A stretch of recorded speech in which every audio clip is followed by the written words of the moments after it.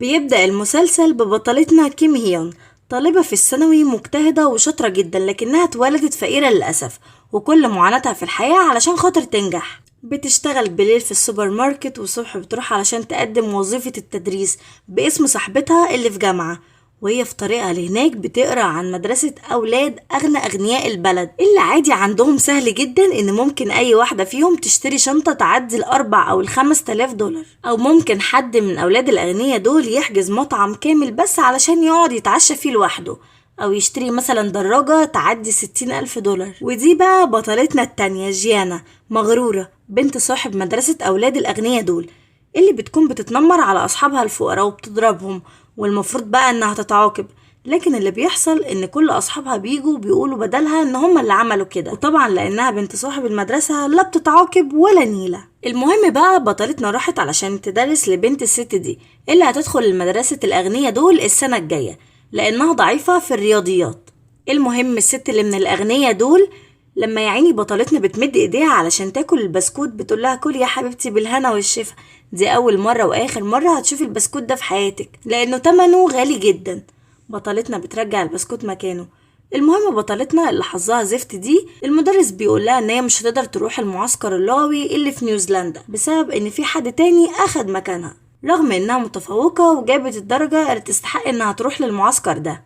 لكن عشان تقدر تروح المعسكر ده محتاجة 3000 دولار، وطبعا بطلتنا الفقيرة المنحوسة معهاش الرقم ده. بتروح بقى بطلتنا علشان تدرس للبنت الغنية اللي ضعيفة في الرياضيات نايون، وطبعا الأستاذة الغنية معطلاها علشان بتتصور بحاجتها وشنطها الغالية بقى وكده، وتتباهى يعني بالصور دي على الانستجرام. المهم صاحبتنا الغنية دي جدا بتقول لها أنا محتارة ألبس أني شنطة على الطقم ده. بتقول لها انتي اصلا عندك نفس الشنطه اللي انتي ماسكاها بتتصوري بيها دي. البنت بتتخض كانها شتمتها بامها مثلا، وبتقول لها انتي قصدك ايه؟ دي براند ودي براند تاني خالص، بقى دول زي بعض، حرام عليكي. المهم بقى بطلتنا بتلاحظ انها لما بتفتح الشنطه ان سعر الشنطه دي 3000 دولار. نايون بقى البنت الغنيه دي بتقول لها وايه المشكله يعني، اللي في ايدي دي اغلى ب5000. بطلتنا بتقول لها بتضيعي فلوسك على حاجات تافهه زيك وملهاش اي لازمه. البنت بتبين يعني انها اتأثرت بالكلام ده قوي، وبتقولها خلاص ايه رأيك تاخدي الشنطه دي بما ان يعني ان هما شبه بعض وكده. طبعا نفس حقها هو اللي هيقدر يخليها تروح نيوزيلندا للمعسكر. طبعا البنت بتسحبها منها وبتقولها انت بتقللي من قيمه الحاجه اللي مش هتقدري تجيبيها لانك فقيره حقيره. لما بتروح بقى لتاني مرة بتكون البنت مش موجودة، فبتستناها وبتشوف الشنطة نفسها، بتاخدها وبتلبسها وبتطلع تليفونها وبتتصور بيها، بتنزل الصورة على الانستجرام. طبعا بطلتنا بتجري بسرعة لما بتسمع صوت البنت انها جاية وبتشيلها مكانها. وتاني يوم بقى لما بتروح المدرسة بتلاحظ ان كل اصحابها مش عايزين يكلموها وان في حاجة غريبة. بيروحوا بقى البنات دول وبيقولوا لها وانت فعلا سجلتي في المنحة كطالبة فقيرة؟ اصحابها بيضغطوا عليها وبيقولوا لها قولي لنا بقى اذا كنت انت فقيرة يعني وبتمثلي على انك من عيلة غنية. بطلتنا طبعا بتقول لهم انها فعلا من عيلة غنية، وبدأت بطلتنا انها تروح كل يوم متعمدة انها توصل قبل البنت اللي هتديها الدرس علشان تاخد الشنط والهدوم وتتصور وتنزل على الانستجرام، وبيجي لها متابعين كتير ولايكات اكتر، واصحابها في المدرسة بيعجبوا جدا بالحاجات الغالية اللي هي بتتصور بيها. وفي يوم بقى بتشوف اليونيفورم بتاع مدرسة أولاد الأغنياء اللي هتدخلها البنت، وبتاخده وبتجربه وبتتصور بيه. لكن للأسف بتيجي البنت وبتكون بطلتنا مش عارفة تتصرف، فنايون بتكشفها، بتتحايل عليها ان هي ما تكشفهاش وما تقولش لمامتها. بتوافق طبعا نايون، لكن بتعملها مرمطون حرفيا، بتعمل لها واجباتها اثناء لما بتكون بتشتغل في السوبر ماركت. ومش بس كده، كمان بتاخدها معاها وهي رايحة تشتري حاجات علشان تشيلها شنطها وتصورها هي واصحابها لما يخرجوا، وكمان بتعمل لها واجباتها هي واصحابها. لا ومش كده وبس، حتى يوم الامتحان الفصل الدراسي بتاع بطلتنا بتكلمها وبتقعد تصيح وتعيط في الموبايل انها نسيت اوراق التقديم للمدرسة وانها لازم تروح البيت فورا تجيبها لها. طبعا البنت بتصعب على بطلتنا وبتجري بسرعة علشان تجيب لها الورق، لكن في الحقيقة كل ده كان كذب ومسلسل، هي بس عملت كل ده علشان تضحك وتتسلى شوية على بطلتنا.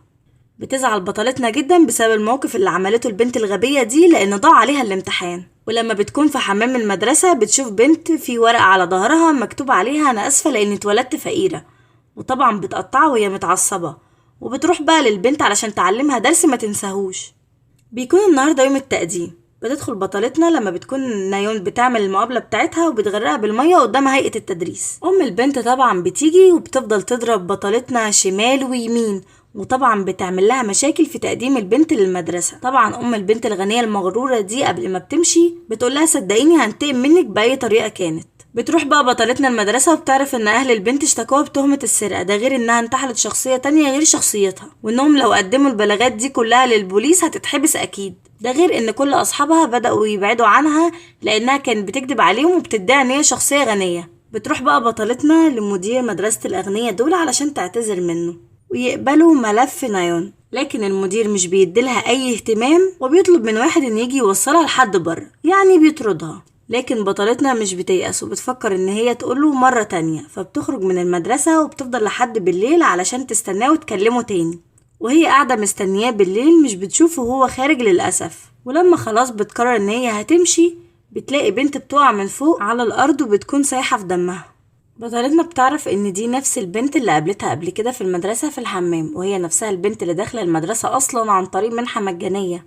البنت بتروح المستشفى وبتتحط في العناية المركزة، وبطلتنا بتكون منهارة جدا من الصدمة. بيعرف مدير المدرسة وبكل برود بيقول ان دي مش مشكلة لان البنت دي جاية من المنحة المجانية فمش هتسبب له يعني اي مشاكل، وانه هيقول ان موتها ده كان مجرد انتحار لانها كانت مضغوطة زي اي طالب مضغوط بينتحر في البلد. لكن المشكلة اللي في طريقه ان في شاهد وهي بطلتنا لانها شافت اللي حصل. بطلتنا بتفوق من الصدمة وبتروح بيتها. لما بترجع بتشوف بقى مامة البنت وبتقول لها انتي اوعي تكوني هنا يا ستي يا حرباية انتي علشان تقولي لبابا كمان. بتقول لها حرباية في عينك، كل الحكاية ان انا ما قدرتش اكسب المدير بفلوسي او بمعارفي، ومستغربة يعني ازاي قدرتي تاخديه لصفك وتكسبيه، وسحبت الدعوة اللي انا رفعتها كمان. وكمان جايبه لها هدية وبتقول لها ان هي تتكلم مع المدير علشان يوافق ان بنتها تدخل المدرسة، وهو اكيد يعني المدير ما قبلش اعتذارها ولا كلمها من فراغ. كل الحكاية ان في مقابل ده مش هتتعاقب على اللي عملته، وكل ده طبعا لانها لو شهدت في موضوع الحادثة ده هيعمل له مشاكل. ومش بس كده، بيسمح لها انها تدخل المدرسة، واخيرا بقى بتجيلها فرصة عمرها ما هتتعوض. بتفرح بقى وبتلبس اليونيفورم وبتقرر ان هي تفك الحصالة وتجيب بكل اللي هي محوشاه شوز علشان يليق على الطقم الغالي ده. وهناك بقى في بنت بتخبط فيها وبيبين لنا كده انها بتراقبها، وكمان بتسيب لها ورقة مكتوب فيها حلوة قوي الطقم اللي انتي لابساه اللي ساعدك انك تخلصي على حياة حد. بتخاف وبتجري وعشان تشوف مين الشخص ده، بس مش بتلاقيها، ولما بترجع مش بتلاقي الشوز بتاعتها. وبتشوف بقى بطلتنا الغنية التانية جيانا وهي خارجة بيه من الحمام، وبتقول لها بقى انت اللي سرقتيه. البنت جيانا بترد عليه وبتقول لها انت زي من مدرستي وبتكلميني كده، غوري من وشي. طبعا بتقول لها عليكي انت والمدرسة، بتضربها علقة حلوة كده يعني. بتاخد منها الشوز طبعا بالعافية، وبنعرف ان هي اللي ما سرقتوش لان مش منطقي طبعا بنت اغنياء البلد تسرق شوز زي ده رغم انها غنية وعندها كل حاجة هي عايزاها. لكن كانت كارهة حياتها بسبب انفصال اهلها، وان كمان باباها متجوز من واحدة تانية وهي ست حرباية كده بقى، لانها خلت ابوها يخون مراته وسرقته منها واتجوزته. وتعكننت اكتر لما شافتها وهي بتشتري نفس الشوز، واللي زود عليها بقى كيم هون، وروحت حافية ومضروبة كمان. بتروح بقى بطلتنا لأول يوم للمدرسة وهي متحمسة طبعا مدرسة الأغنياء بقى وكده، بتتفرج عليها، لكن الحماس ده بيختفي لما بتحس انها غريبة في المكان ده، غير ان طبعا بيتنمروا عليها بسبب انها تبع المنحة المجانية وفقيرة.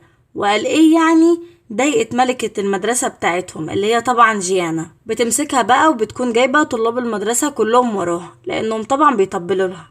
وفي اللحظة دي اللي ممكن يجي في عقلنا كلنا ان خلاص انتهى امر بطلتنا الفقيرة، لكن هي بتديها ضربة قوية جدا في راسها، وطبعا المدرسة كلها بتجري وراها. حرفيا الصراحة المدرسة كلها بتجري وراها، لكن في بنت بتاخدها بسرعة في اوضتها وبتقولها لازم يا ألبومك المدرسة كلها تجري وراكي لانك اتورطتي مع بنت صاحب المدرسة اصلا. بتعرف بقى بطلتنا ان جيانا ليها سيطرة كبيرة على كل المدرسة. بطلتنا بقى بتسيب البنت دي لانها ساعدتها وبتشكرها، وطبعا لسه المدرسة كلها بتدور عليها وبيلاقوها وبيكونوا خلاص يعتبر مسكوها، لكن طبعا بطلتنا المجنونة بتنط عشان تهرب منهم. بتقع بقى في حضن واحد هناك واللي يبقى صاحبهم، لكن هو مختلف عنهم شويتين، اسمه سيو. بيقرب من بطلتنا اللي بتكون فاكراه ان هو معجب بيها، لكن بتفوق من احلامها دي لما بتعرف ان كل اللي عايزه منها ان يعرف مين اللي قتل حبيبته اللي وقعت من السطح. طبعا هي استغلت حاجة زي كده وقالت له ان هي هتعرفه كل حاجة في مقابل يعني انه يبينوا للمدرسة ان هم مرتبطين علشان محدش يأذيها او يقرب لها. وفعلا بدأوا يبينوا للكل ان هم مرتبطين وبيحبوا بعض جدا. بدأت البنات فعلا كلها تقرب منها وازاي قدرت ترتبط بده اللي ما بيعجبوش العجب اصلا، وازاي حباها هي. وكانوا كلهم مستغربين جدا وعاملين حفلة وعرضوا عليه انها تيجي الحفلة بما انها يعني بقت حبيبة بنت مدير المدرسة. لكن صاحبتنا كلنا عارفين طبعا ان هي فقيرة واكيد الاغنياء دول هيروحوا في فساتين فخمة جدا، فبتضطر ان هي تستلف فستان غالي من نايون.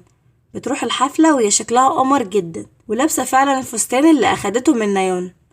وطبعا الاغنياء المغرورين دول اكيد مش هيسيبوها في حالها يعني، بوظلها الفستان خصوصا جيانا وكملت لها على الفستان وهانتها وطردتها من الحفلة. وطبعا حق الفستان ده كان غالي جدا، تمنه 8000 دولار. نايوم بتتفق مع جيانا على بطلتنا، ولما بيجي سيو علشان يسأل جيانا ليه عملت كده، في بطلتنا بتفهمه ان هي بس بتحاول تقرب منه علشان تستغله لان هو اغنى منها، وان هينتهي بيه الحال زي مامته، هتدمر له حياته في الاخر لان ابوها استغل مامتها لانها غنية وبعدين خانها وعرف واحدة تانية عليها، وهي دلوقتي مريضة وتعبانة وحالتها كل مدى بتسوء. طبعا بطلتنا مش بتقدر تجمع حق الفستان الغالي ده، فبتروح جيانا وبتعرض عليها عرض انها تسيب المدرسة في مقابل ان هي تدفع لها حق الفستان، وبتديلها مهلة اسبوع تفكر.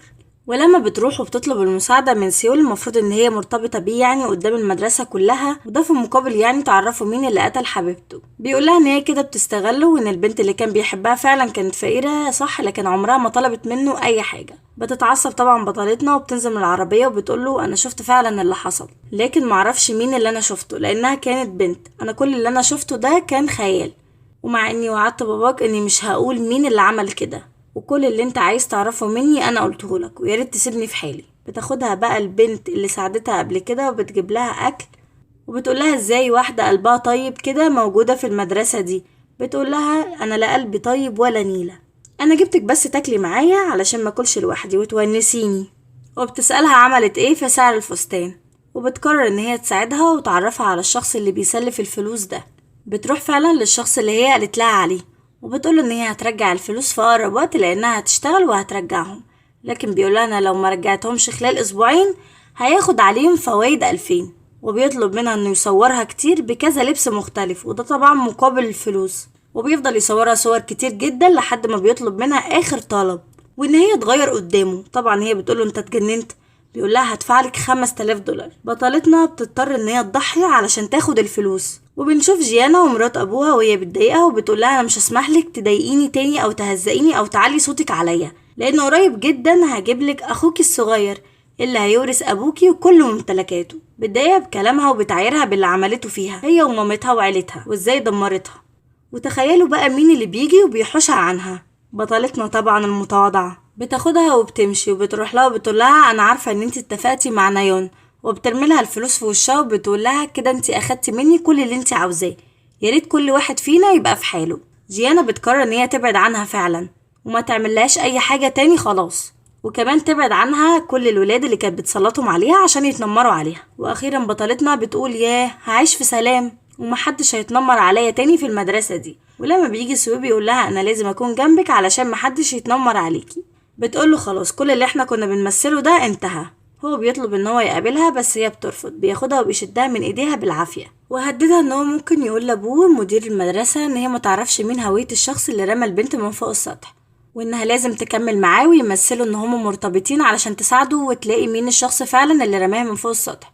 لكن طبعا بترفضه وبتقوله خلاص انا كل اللي اعرفه قلته لك وما عنديش اي حاجه تانية اقدر اساعدك بيها وخلاص بقى. بتقول لنفسها دلوقتي مفيش اي مشاكل، لكن في نفس اللحظه دي بيوصل لها فيديو باللي عملته وان الشخص اللي اداها الفلوس صورها. طبعا هي بتخاف وبتتوتر، والوحيده اللي كانت جنبها في الوقت ده هي صاحبتها وكتبت لها في الورقه هو انت كويسه. ولما بتروح بتحس ان الخط ده مألوف بالنسبه لها وبتشوف ان هو نفس الخط اللي موجود في الورقه اللي لقيتها في المول. اما بقى صاحبتها دي حكايتها حكايه، بنشوفها وهي بتزور البنت اللي وقعت وبتكون في العنايه. اما بقى البنت اللي بتمثل انها صاحبتها دي حكايتها حكايه، بتروح تزور البنت في العنايه المركزه، فعلا يقتل القتيل ويمشي في جنازته. وبتقول لها انا مش عارفه يعني سيو بصلك على ايه. وبنرجع فلاش باك وبنعرف ان البنت دي ابوها دخل السجن وعيلتها اتدمرت، جينا قطعت علاقتها بيها مع انها كانت صاحبتها المقربه، لان خلاص عيلتها ما بقتش من مقامها دلوقتي فقطعت علاقتها بيها. بطلتنا بتواجهها وبتقول لها تستحقي جايزه الاوسكار على التمثيل اللي انت عملتيه ده. اما بقى البنت دي بتقول لها انا عارفه مين اللي زق البنت من فوق السطح، وهي جينا، وكل المطلوب منك انك تشهدي عليها وتقولي ان هي اللي عملت كده. بطلتنا مش بتصدق وبتقول ازاي هي هتعمل كده ليه يعني، فبتعرفها ان البنت اللي وقعت من فوق السطح دي ابتزتها قبل كده، وانها يعني ابتزتها انها هتفضحها بسبب علاقة ابوها مع المدرسة اللي المفروض عرفها على مامتها وهيتجوزها. طبعا بطلتنا مش بتصدق كل الكلام ده لانها مش متأكدة، بترفض ان هي تعترف وتشهد على جينا. لكن البنت بتقول لها ان ده ما كانش مجرد طلب منها، ده كان امر. بتهددها وبيكون معاها نفس الفيديو اللي الولد صوره لها، وبتهددها بيه وانها تنشره لو ما نفذتش اللي هي طلبته منها، وانها تشهد على جينا والا هتنشر الفيديو وتفضحها. بطلتنا بتفضل تعيط من المشاكل اللي مش بتسيبها، وبتشوفها يا جينا وبتقول لها مش لاقي عليكي ابدا العياط لانك شجاعه، وبالمناسبه خلي بالك من صاحبتك اللي انت مصاحباها اليومين دول. اما بقى شله جينا والبنت دي وحبيبها دايما بيتخانقوا مع سيو لانه مرتبط بواحده مش من مستواهم. سيو بيساعد بطلتنا انها تاخد كل الفلاشات اللي الولد صورها لها، وكمان بتعرف تمسح الفيديو من على اللاب بتاعه. بطلتنا لما بتاخد الفلاشات وبتروح بيها وبتفتح واحدة منهم بتلاقي فيديو للبنت اللي وقعت من فوق السطح مع الولد المفروض ان هو بيحب صاحبة جينا، وان هم مرتبطين وبيحبوا بعض، والمفروض ان هم هيتجوزوا وحبهم مولع في المسلسل. الصراحة البنت لسه بتبتز بطلتنا وبتقول لها ايه رأيك انشر الفيديو بما ان انت يعني شكلك نسيتي انا قلتلك ايه. بطلتنا بتقول لها اهدي كده وروقي قلب امك، اديني بس شوية وقت، لان انا لو عملت كده هخلف بالوعد اللي انا اديته للمدير وهيدمر حياتي، فدي حاجة مش سهلة يعني. البطلة بتسألها عن اللي هي شافته في الفلاشة وبتقول لها حالها من حالك، انا كمان ابتزتها بالفيديو ده علشان تهدد جينا، لان كل هدفها ان هي تدمر جينا وعيلتها وتنتقم منها من اللي عملته فيها زمان. سيو راح عشان يطلب من بطلتنا ان هي تروح معاه لحفلة لذكرى ارتباط صحابهم اللي هما ولعوا في المسلسل يعني بحبهم ده، وبما انهم يعني بيمثلوا ان هما مرتبطين وبيروحوا فعلا. وبتلاحظ بطلتنا ان صاحبة جينا لابسة نفس السلسلة اللي كانت مع البنت اللي وقعت وقت الحادثة، وبيحتفلوا الاتنين المرتبطين دول وحبهم بيولع في الحفلة الصراحة. بس بعد شوية الحفلة هي اللي بتولع بسبب خناقة جينا مع سيو. بتقوله بتبيع صحوبة 18 سنة علشان بنت، ولا تكون شاكك يعني اللي انا اللي رميتها من فوق، هي اصلا مقرطصاك وبتخونك، وبتفضح حبيب صاحبتها قدامهم. صاحبة جينا بتلومها على اللي هي عملته، خصوصا في يوم حلو زي ده وبوظت لها اليوم. جينا بتعتذر منها لانها ما كانتش عايزه تقول لها بالطريقه دي، لكن هو كان واحد خاين وما ينفعش انها تكمل معاه. لكن بتفاجئها صاحبتها لما بتقول لها انا اصلا عارفه. بطلتنا بتاخد جينا معاها لبيتها وبتوريها نفس السلسله اللي كانت لابساها صاحبتها، وبتقول لها اظن دلوقتي عرفتي مين بقى اللي عمل كده. وفعلا بعد ما البنت جت عشان تبتز جينا بتيجي صاحبتها وبتفضل تتخانق معاها لانها قربت من حبيبها، وبتوقعها من فوق السطح لما بيكونوا بيتخانقوا. لسه البنت بتهدد بطلتنا لاخر مرة انها تنشر الفيديو، وبتكون فوق السطح وبيجي شخص ومش بنشوفه مين، ولما بتوصل البطلة بتوقع عشان هي كمان. وهنا بيخلص المسلسل. الصراحة نهاية غبية، او ممكن يكون ليه جزء تاني، هنشوف. المهم ان يكون الملخص عجبكم. اشوفكم الملخص الجاي، متنسوش تعملوا لايك وتشتركوا في القناة. سلام.